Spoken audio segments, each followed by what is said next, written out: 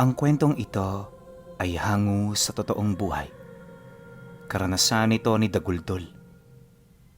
Taong 1979, o Siyaw, Sorsogon.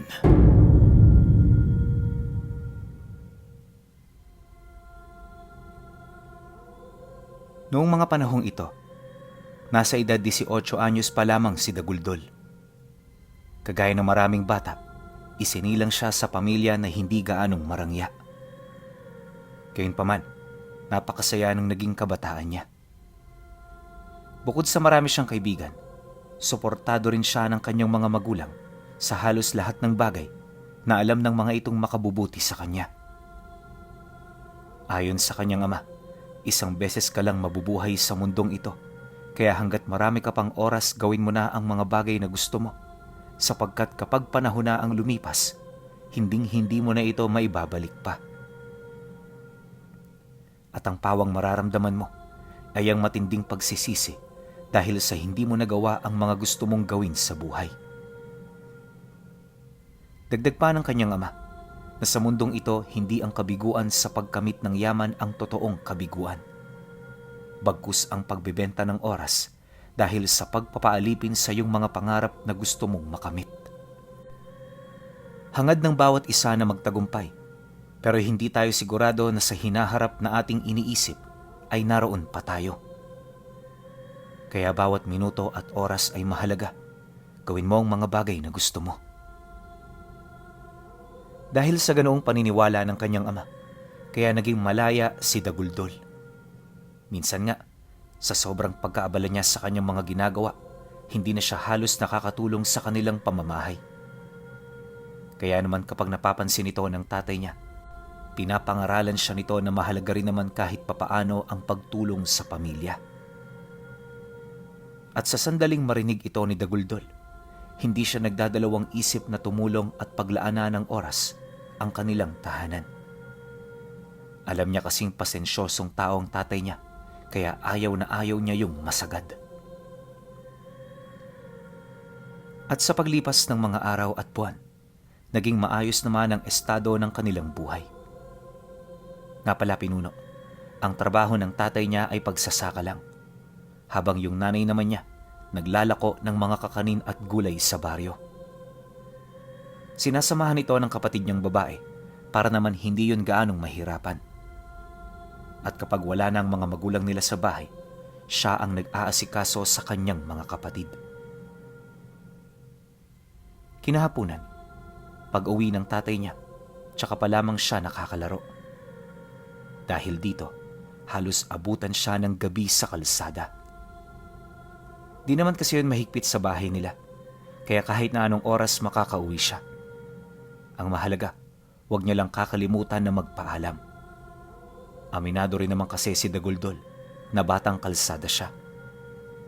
Marami silang ganun sa kanilang baryo, kaya kahit gabi marami ka pa ring maririnig na mga kabataang nagsasaya at naglalaro.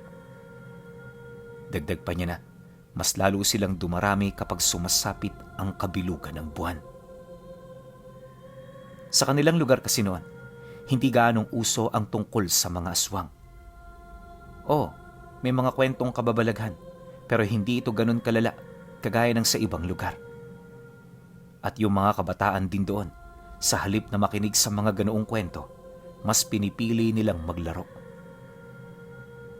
Gayunpaman sa kabila nito, limitado lang ang mga lugar na pwede nilang puntahan, lalo na kapag gabi. Kahit kasi hindi sila gaanong nakikinig sa mga kwento, aminado sila na meron pa rin silang nararamdamang takot ukol sa mga nilalang na yon. Subalit para kay Daguldol, hindi yun ang mga tipo ng bagay na dapat niyang katakutan. Ayon sa kanya, na noong nagbibinata pa lamang siya, aminado siya na may katigasan ng ulo niya. Kapag kasi meron siyang naiisip, gagawin niya ito may kasama man o wala. At ang nakahiligan noong pampalipas oras ni Daguldol, kapag walang kalaro tuwing gabi, ay ang panghuhuli ng mga paniki. Di naman siya lumalayo sa lugar nila, at ang madalas niyang paghulihan nito ay yung malawak na bakanteng lote na halos ilang metro lang ang layo sa bahay nila. Kapag gabi, Marami pa rin naman doong dumaraan, kaya kahit papaano hindi siya nag-aalala. Ang tanging pinagtutuunan niya lang dito ng pansin ay yung mga galang ahas na maaari niyang maapakan ng hindi sinasadya. Dahil dito, kung kaya't madalas siyang pumupunta roon na may hawak-hawak na sulo.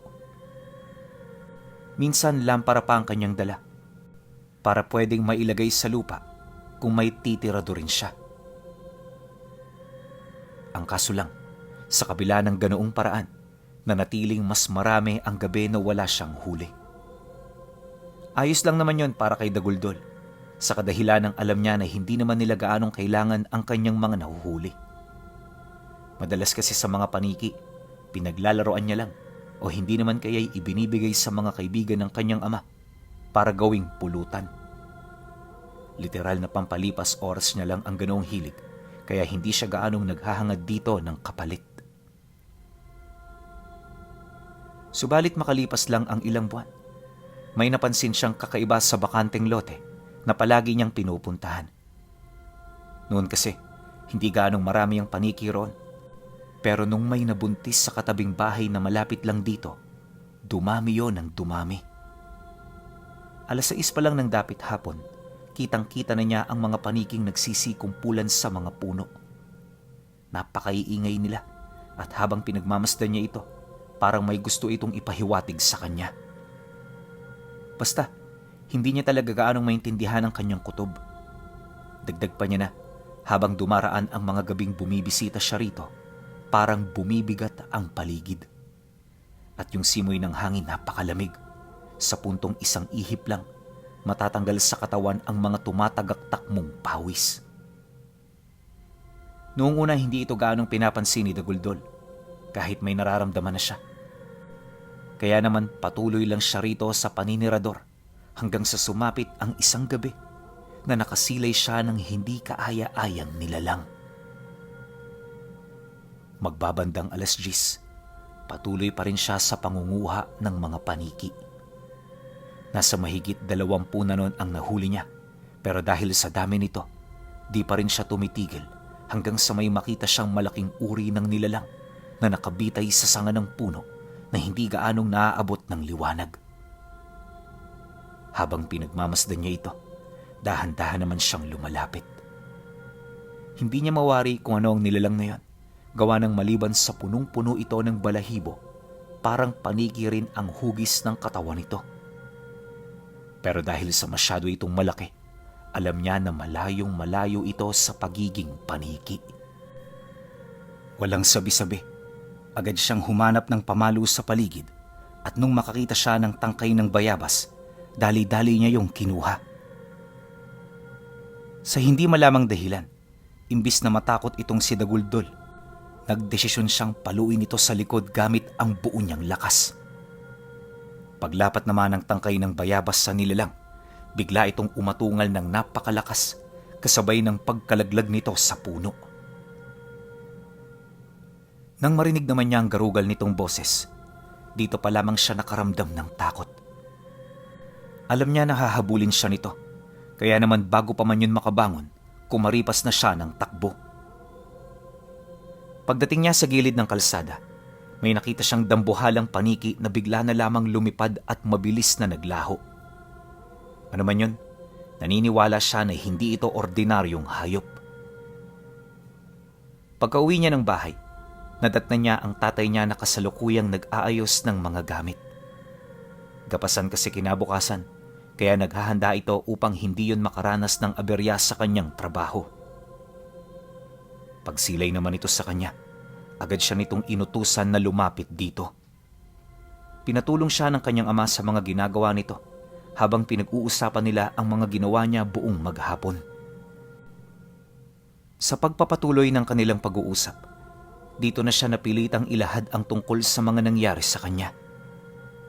Medyo kinakabahan na rin kasi siya noong mga sandaling yon, gawa ng hindi niya halos maisip kung ano ang nilalang na kanyang sinaktan. Matapos naman niyang mailahad ang lahat ng kanyang karanasan, dito na napaisip ang kanyang ama ukol sa mga nangyari. Ayon dito, hindi normal na makasilay sila ng ganoong nilalang sa kanilang lugar. Kaya posibleng may rason ito kung bakit yon naroon. At sa kakaisip ng tatay niya, nabaling ang wisyo nito sa babaeng nagdadalang tao na malapit sa kanyang ina. Dahil dito, tsaka pa lamang nito napagtanto na maaaring aswang ang kanyang pinalo. Kaya nang marinig ito ni Daguldol, medyo nakaramdam siya ng takot. Kahit kasi madalang niya lang naririnig ang tungkol sa mga ito, alam niya kung kaano yun kalakas at kamakapangyarihan. Dagdag pa ng kanyang ama na dahil sa ginawa niya, posibleng balikan siya ng nilalang, kaya mas mainam na wag na muna siyang lumabas ng 10 oras. Nang marinig niya ang sinabi nito, medyo nahirapan siyang tanggapin ang ganoong bagay. Siyempre, batang kalye siya, kaya mas komportable siya na maglaro sa labas ng 10 oras kaysa maagang magpahinga. Subalit nang marinig ito ng kanyang ama, muli siya nitong pinaalalahanan. Hindi biro ang sitwasyon mo, anak. Kaya sa ngayon, huwag na munang matigas ang ulo. Hinahayaan kita sa lahat ng bagay. Pero kapag alam ko na mapanganib na, hindi na po pwede na masunod pa ang kagustuhan mo. Alam mo naman, ginagawa ko ito para sa'yo. Ayaw kitang mapahamak at magsisi sa bandang huli. Payo ng kanyang ama. At nang marinig niya ang sinabi nito, kahit papaano naunawaan niya ang sitwasyon na kanyang kinakaharap. Dumaan ang mga araw, kahit labag sa kanyang loob, sinunod niya ang kagustuhan ng kanyang ama. Ang kaso lang, habang patagal ng patagal, napapansin niya na parang wala namang nangyayaring kakaiba. Normal pa rin naman ang paligid, tapos wala rin siyang napapansin kung ano-ano, taliwas sa mga sinasabi at babala nito. Kaya kalaunan, nang medyo makaramdam na ng pagkaburyong itong si Daguldol, nagpasya siyang lumabas ng dapit hapon. At ang araw na yon, na taong kabilugan ng buwan. Maaga pa lang, marami na ang mga kabataang nagtipon-tipon di kalayuan sa bahay nila, kaya medyo nahumaling din siya. Ilang minuto pa ang lumipas, pagkatapos ng kanilang hapunan, dito na siya nagpaalam na lalabas. Sumang-ayon naman ang kanyang ama, pero ayon dito, iwasan na muna niyang manghuli ng paniki. At kung maglalaro siya, siguraduhin niyang laro lang ang aatupagin niya. Kaya naman nang marinig niya ang sinabi nito, di siya nagdalawang isip na sumang-ayon. Paglabas niya ng bahay, agad niyang pinuntahan ang mga kaibigan niyang naghihintay sa kanya. Oh, Daguldol, ba't ngayon ka lang? Ay, ilang araw na kaming nagtatawag dyan sa bahay ninyo pero di mo kami pinapansin. Siguro, pinagalitan ka ng tatay mo, no? Pabirong bungad ng isa sa mga malapit sa kanya. Nang marinig niya ang sinabi nito, sinang-ayunan naman niya yon. Mas mainam kasing sabayan na lang niya ang sinasabi ng mga kaibigan niya para kahit papaano hindi na tumagal ang kanilang pag-uusap. Maya-maya pa, nang magsidatingan na ang mga kalaro nila, agad nilang inumpisahan ng tagu-taguan. Sa pagkakatanda niya, 12 sila noong naglaro. Medyo marami kung iisipin, kaya inakala niya na walang mangyayaring masama. Ang kaso lang, nung siya na ang taya, 7 sa mga kasama nila ang hindi niya nakita. Nagpatulong na siya sa paghahanap. Ang kaso dahil nga sa naglalaro sila, walang nakinig sa mga kaibigan niya hanggang sa makalipas na ang 1 oras. Dahil dito, kinakailangan nilang itigil ang laro, gawa ng naisip nila na baka umuwi na ang mga ito.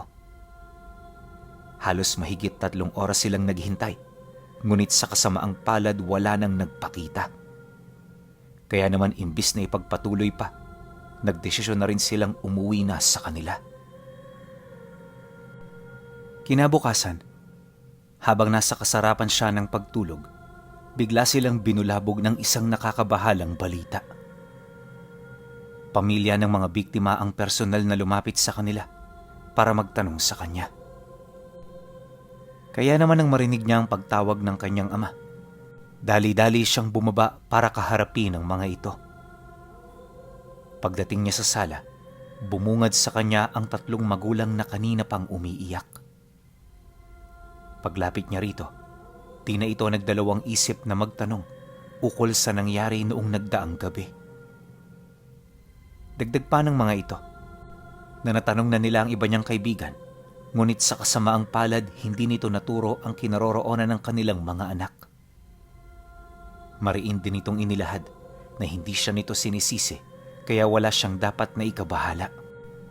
Alam nila na aksidente ang nangyari, kaya pumunta sila roon hindi para makipag-away, bagkus ay para humingi ng tulong. Nang marinig naman ni Daguldol ang sinabi nito, kahit papaano napanatag siya. Paunti-unti, nawala na rin ang kanyang kaba, hanggang sa dito niya na inilahad ang tungkol sa nangyari noong gabi. Inamin din niya na nakipaglaro ang mga ito sa kanila, ngunit habang nasa kasagsagan ito ng pagtatago, hindi na nila ito nakita. At ang buong akala nila, umuwi na ang mga yon, kaya naman ang mainit na sila sa kakahintay. Minabuti na rin nilang umuwi para magpahinga. Pagkarinig naman ng mga magulang ng biktima sa kanyang mga salaysay, may amang naglakas loob na magtanong sa kanya. Pero Daguldol, iho, may napansin ka bang kakaiba kagabi? Kahit ano sabihin mo, baka sakaling makatulong sa amin. Malumanay na wika nito. Matapos naman itong mailahad ang tungkol sa bagay na yan, medyo napaisip na rin siya. Hanggang sa naalala niya yung huling laro nila bago nawala ang mga ito. Hindi ho ako sigurado kung maniniwala kayo pero nung gabing yun ho, napansin ko na parang wala sila sa kanilang mga sarili. Di ho ako sigurado dun, pero yun ho ang kutob ko nung huli ko silang makita. Sagot naman niya rito.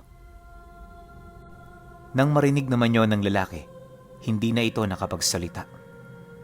Wala man yung sinabi, bakas sa mukha nito na naniniwala ito sa kanya. Pagkatapos naman ng pag-uusap, inanyayahan siya nito na sumama. Anya, may hihingin pa sila ng tulong sa kanya bilang huling nakasaksi kung papaano nawala ang mga anak nila. Dagdag pa ng mga ito, wala siyang dapat na ipag-alala, gawa ng lahat ng iuutos nila. Meron namang naghihintay na kapalit. Dahil dito, minabuti naman niyang sumunod. May basbas kasi yun ng kanyang ama, kaya hindi siya pwedeng tumanggi.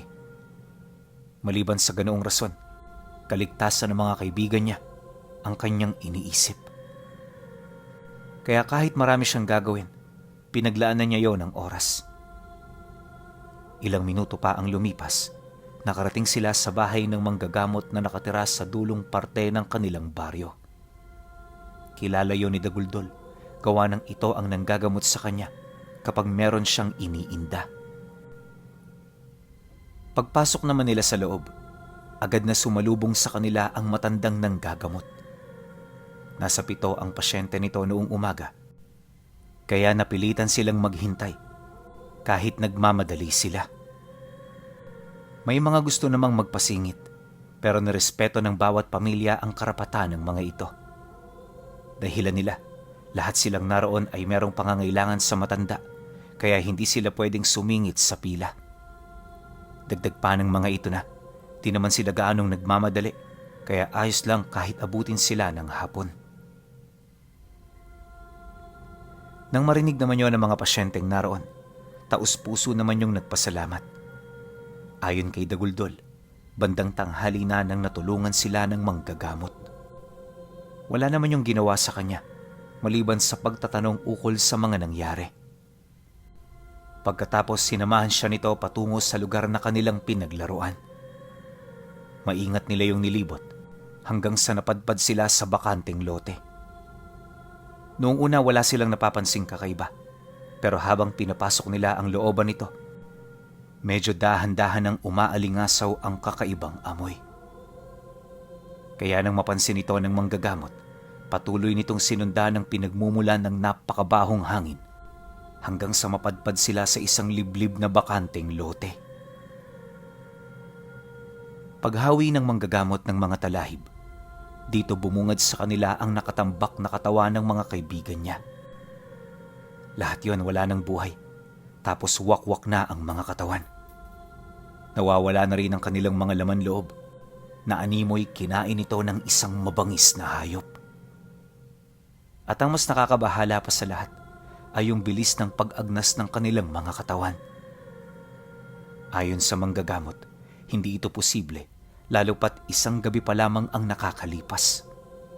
Kaya naman naniniwala ito na merong inilagay doon ng nilalang na pumatay dito bago nito itambak sa lugar na yon ang mga labi ng kanyang biktima. Ano man yon, palaisipan pa ito para sa kanila. Matapos naman yung mailahad ng manggagamot, dali-dali silang bumalik sa baryo upang ipagbigay alam ang kanilang mga natuklasan. Marami ang nakarinig ng kanilang balita, ngunit mangilan-ngilan lang ang pumunta para tumulong. Kaya yung pangyayaring yon, hindi gaanong pinaniwalaan ng maraming tao. Pero alam nyo ba, na yung mga nakasaksi sa pangyayari, naniniwala talagang aswang ang pumatay sa mga ito. Nang makuha na ang mga labi, agad itong ibinalot sa malaking supot bago isilid sa mga kabaong. At dahil sa nakakasulasok nitong amoy, kaya naman halos ilang oras lang ang itinagal ng lamay. Pagkatapos nito, sabay-sabay na yung inihatid sa huli nitong hantungan. Ngunit habang inililibing ang kanyang mga kaibigan, may nakita siyang lalaki na nakatayo sa malayong parte ng sementeryo. Hindi niya ito mamukaan, pero ramdam na ramdam niya ang nag-uumapaw nitong kasamaan sa katawan. Dala ng kuryosidad, nagkusa siyang lumapit sa albularyo para ituro ito. Subalit bago pa man yun masilayan ng matanda, bigla itong nawala sa kanyang paningin. Di man ito nakita ng manggagamot, mariin siya nitong inabisuhan na mag-ingat. Nang marinig naman niya ang sinabi nito, imbis na mapanatag sa panahon ng libing, di niya maiwasang mangamba para sa kanyang kaligtasan. Kalaunan, hindi na siya umalis sa kinaroroonan ng kanyang ama sa takot na baka kung ano pa ang mangyari sa kanya. Dumaan ang mga araw, hindi na sila gaanong naglalaro. Yung mga kaibigan niya, halos napakadalang na lang niyang makita dahil sa pagbabawal ng mga pamilya nito buhat sa insidente. Masakit man para sa kanya ang ganoong sitwasyon, pinili niyang tanggapin ang lahat. Naniniwala siya para ito sa ikabubuti nila, kaya hindi na siya tumutulpa. Ang kaso lang, habang nasasanay na siya sa ganoong estado, dito naman dahan-dahang nagpaparamdam ang nilalang na minsan na niyang nakaharap. Nagbabalat kayo ito bilang tao at madalas na yung dumaraan sa bahay nila pagsapit ng 4:00. Ayon sa kanya, sanay na siya na tumambay sa labas ng bahay kapag hapon, kaya palagi niya itong nakikita.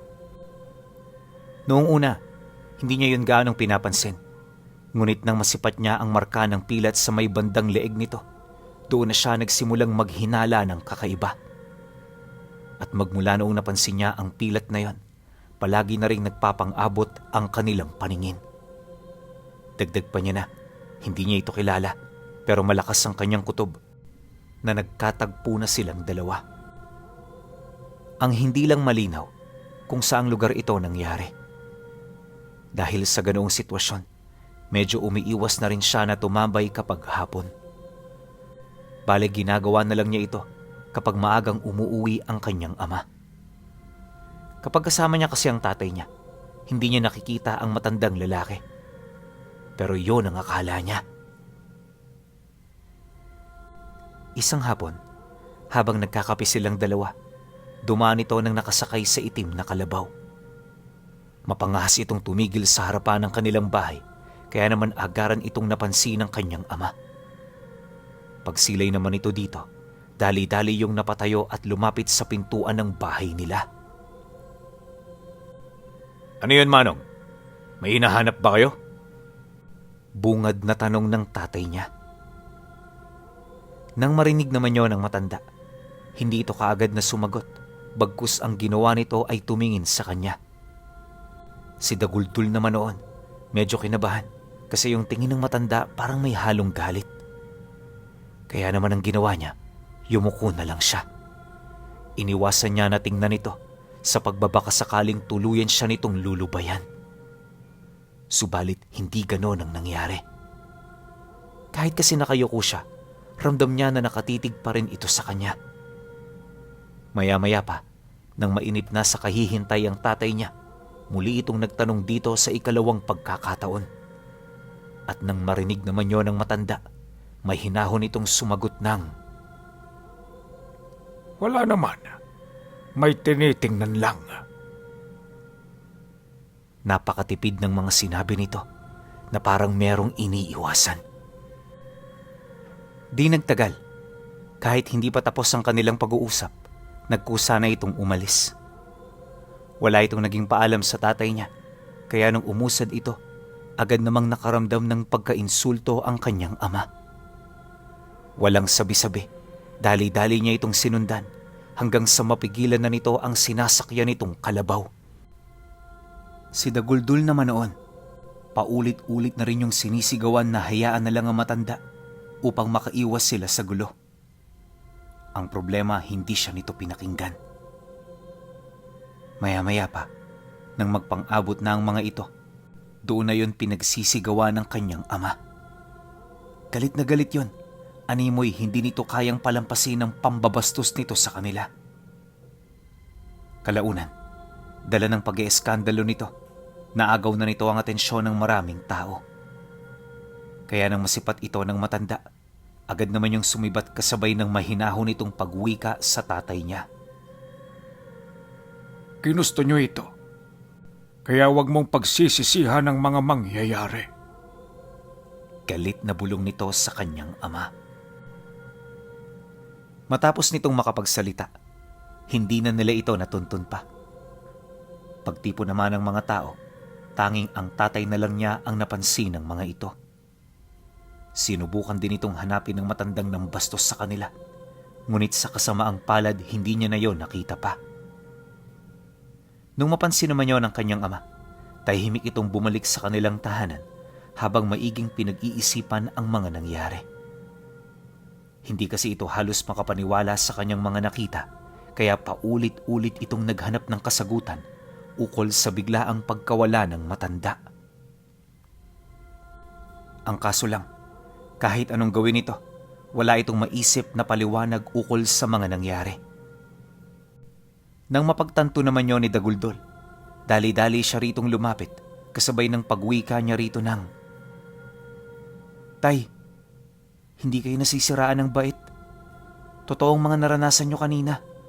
Dahil ako man, danas ko rin ito. Alam nyo, Tay, yung matandang yun, parang pamilyar ang mga tingin niya sa akin eh.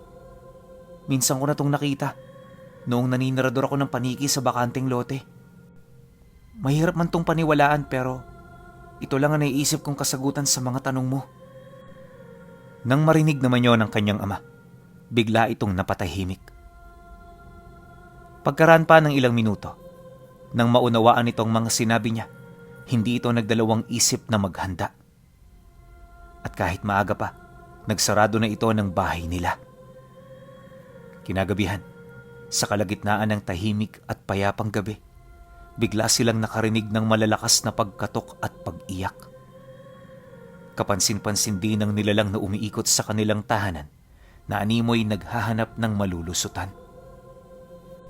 Halos 5 beses sila nitong dalawin sa isang linggo, kaya sa sobrang takot at pagkataranta, di na sila nakapag-isip pa ng tama. At para makaiwas ang kanyang mga kapatid, pansamantala pinalipat na muna ito ng tatay niya sa bahay ng lolo at lola niya. Yon ang pinakamagandang paraan na naisip nito dahil pagsapit ng gabi nung lumipat ang mga kapatid niya, napasok na ng nilalang yung bahay nila. 10:00 ng gabi nang maramdaman nila ang pagpasok nito, kaya naman di na siya nagdalawang isip na pumasok sa silid ng tatay niya. Pagdating niya roon, nadatnan niya itong maiging nakikiramdam sa paligid. May hawak-hawak na rin yung talibong, kaya naman nang magkatitigan sila, agad siya nitong binigyan ng sandata. Ilang minuto pa ang lumipas. Pumasok ang nilalang sa silid na gumagapang sa kisame ng bahay. Nanlilisik din ang mapupula nitong mga mata na agaran namang nakita nila. Pag-angil ng nilalang na yon, bigla sila nitong sinunggaban. Dahil dito, kung kaya't agad naman yung sinalubong ng tatay niya hanggang sa magpang-abot na ang mga ito. Si Daguldol naman noon, dali-daling binitawan ang hawak niyang sandata para subukang ilayo ang nilalang sa kanyang ama. Ngunit dahil sa lakas nito, wala rin siyang nagawa. Maya-maya pa, nang magkaroon na ng pagkakataon ng nilalang, agad siya nitong hinawakan sa leeg at sinampal ng malakas sa ulo. Halos kumawala noon ang kanyang ulirat, pero pagbagsak niya sa lupa, agad din naman yung bumalik sa kanyang katawan. Pagtayo niya, imbis na tulungan ito, pinili na lamang niyang sumigaw ng malakas. Naniniwala kasi siyang di nila ito kakayanin at ang tanging paraan para sila ay makaligtas ay bulabugin ang kanilang lugar. Mabuti na lang may mga manginginom pang nasa labas na agad namang nakarinig sa kanyang sigaw. Pagkatok nito sa labas ng bahay, agad naman niya yung binuksan, kasabay ng mabilis na pagtakbo papalabas ng isang napakalaking pusa. Hindi na yon nahabol ng mga lasenggo dahil mas inuna nitong tulungan ang kanyang ama. Nagtamo kasi yon ng mga matitinding pinsala sa katawan at nung nakita nila ito, halos walang patid ang pagtagaktak ng dugo nito. Pagdala naman nila noon sa bahay pagamutan, nalaman nila na sinaksak ito ng isang matulis na bagay. Ang nakakapagtaka lang, walang naiwang bakas sa ginagamit ng armas nung nilalang. Kaya sabi ng mga albularyong nakakita rito, posibleng sinaksak yun ng matalas na kuko ng aswang. Dahil sa pangyayari, halos hindi niya mawari kung ano ang kanilang gagawin. Subalit dahil dito, napilitan silang manirahan na muna sa mga magulang ng tatay niya. Ilang buwan ang lumipas, sa awa ng Panginoon, hindi na ito nagparamdam pa. Babaylan kasi ang nanay ng kanyang ama, ngunit matagal na itong nagretiro sa ganoong larangan. Gayunpaman, kahit matagal na nitong nilimot ang kanyang trabaho, may mga natitira pa rin itong pamproteksyon laban sa mga nilalang na nasa panig ng kaliwa. Bagay na naging daan upang hindi na maulit pa ang insidente. Pero alam niyo ba, na sa kabila nito patuloy pa rin yung napapansin sa baryo. At sa halip na komprontahin ito, minabuti na lamang niyang umiwas sa takot na baka mabiktima siya ng matandang mangangatay ng mga bata.